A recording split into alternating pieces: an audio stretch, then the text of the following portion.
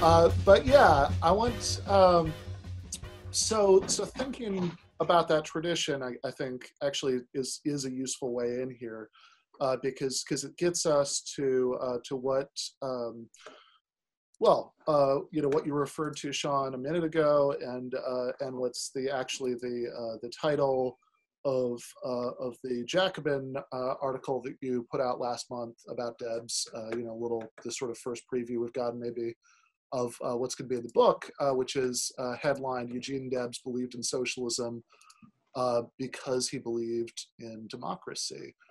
So you want to talk a little bit about what you say in that article? Yeah, it's sort of a long piece. So there's a lot that I try to cover. I mean, I tried to what I was trying to do was write basically a biographical essay on Debs that also offered some sort of takeaways, I guess, or lessons for trying to think about a Debsian politics for the 21st century.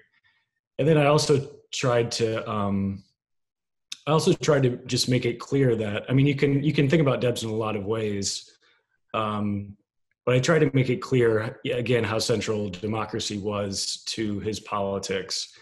And so, yeah, I guess I can try to briefly talk about it.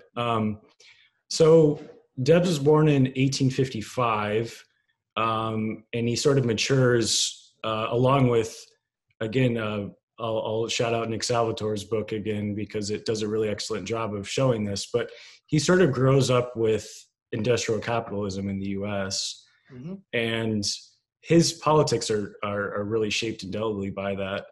And so he has these, from a young age, he has a kind of strong small d democratic commitments.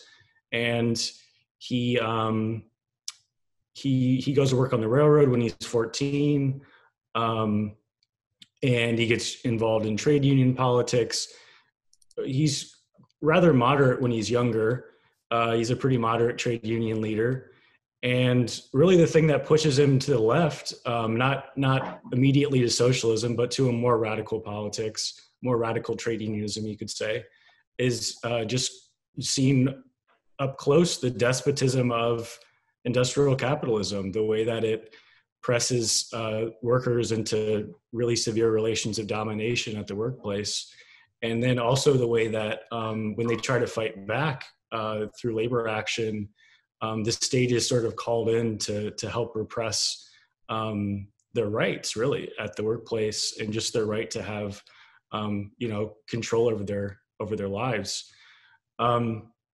So he sees this. You shouted this out, Ben. He sees this. In a number of places, but he really sees it in the 1894 Pullman strike, and he helps lead that. This is a strike of the workers that build the Pullman luxury cars. Outside of Chicago, a company town called Pullman, named for George Pullman, the leader of the company. And this produces this massive strike. Debs is the leader of it. He ends up being jailed for his participation, along with other leaders of the ARU, the American Railway Union, which is a really important union in labor history, and it's one of the first industrial unions. So it's organizing workers not by craft, but actually is organizing everyone in a given industry. So it's seeking to actually bring workers together to sort of exert their power collectively, rather than just like thinking of themselves as a brakeman or like the other jobs you could work on the railroad, and sort of bringing people together to do that. So the Pullman strike was central, and then he basically moves to socialism around that time. It's sort of unclear exactly what happens. There's like a lot of mythology around when he actually became a socialist, but we do know that he publicly declared himself a socialist on January 1st, 1897, in a letter to the ARU membership.